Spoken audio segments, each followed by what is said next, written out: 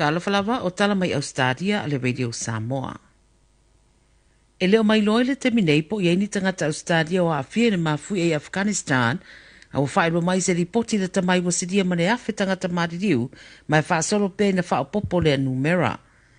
Whai mai le ripoti wa sidia mane lua awhi di ma se rau tangata marinu ai le mafui e rea e ono te si mane tasi le malo si le fua mafui e na lulu lata i cost i le tu malo o Paktika na sona nafi. O lo o atiri whainga tanga ruenga fsosoania no le tūranga o le tau, ma lo ti munga me se fo isoro ngā ele. Wasauno mai sui o le World Vision Australia Patrick Thomas i le SBS o lo o tu ina atu le lātou whaalapu tonga fsosoani o tau mawha, ma lo tau lai fo i ngā ruenga fsosoani i le tu isi sifo le atunuu.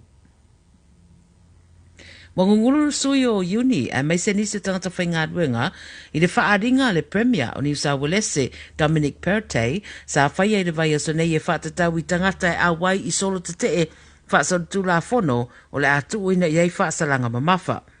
Lo o fola e tau si mai ma whaia onga le anga i ese mga ruenga i le vai aso fou mai le aso rua valu i le tolu se fulu o uni ma vala awai mō se si tanga i te tongi.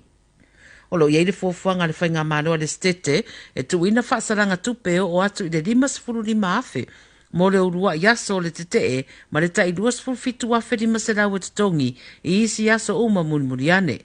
Whai mai Perrottet e le whaapea e whaatatau i le tupe ai o le whaadelei o le system ma o solo te te ia o solo te te e whaasolu tu la fono. O se mata upu ua matua whaailo ai le fia o le toa tele e mai se lava i tangata whainga ruenga o lo fina wina pea si tanga i to tongi.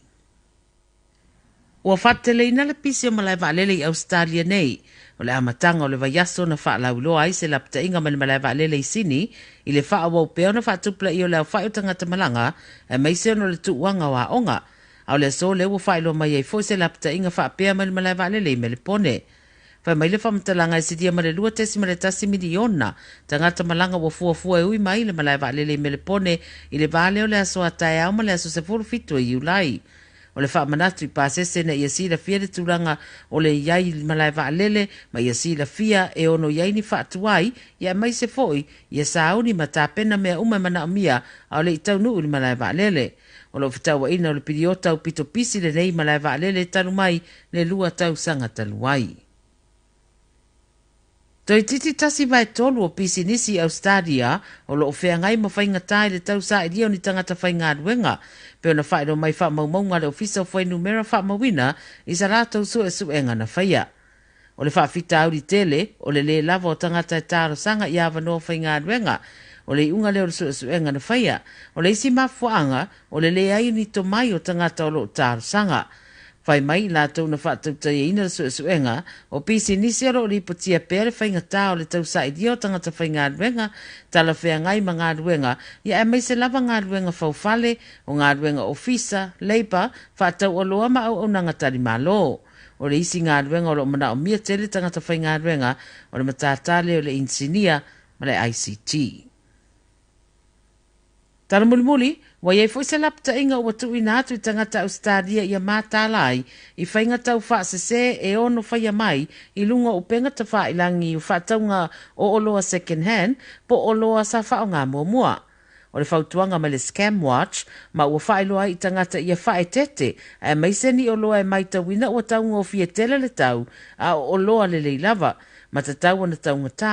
whai mai le Scam Watch, to e siaki le lei, ma wa ai le lei fo i wha maumaunga o lo i lunga o lea marketi, au le itu ina atu lau tupe. Whai mai o lo iai isi tau whaasese ua wha o ngā ai i ale whainga māloa Ausetalia, ua whesota ia i tangata e whaapea o lātou ua maua i le COVID se fuluiba, ma ia kiliki le link ina ia tu ina ne ai se test kit e au noma se tutongi e whai ai le suenga o le COVID. Peitai a o omiloa i le link lea, o na avesa o lea o oe le tu lau olo iei wha maumaunga e au fiai ma lau bank account, ia ma o ia mawhaiei o na maua oe e le au tau wha walea. Whai mai le Scam Watch, ma leo e au na siaki mō mua so se o loa, a ele i whaatawina pe tu ina fo iai ia se ofo. O tala ia le Radio Samoa mai Ausetalia i le nei fo ia se tofi, mo fo i seisi whapoponga i le aso a tae au manuia tele lava ngā ruenga o whenga iei ma si o tātou atunu ia wha soifoia.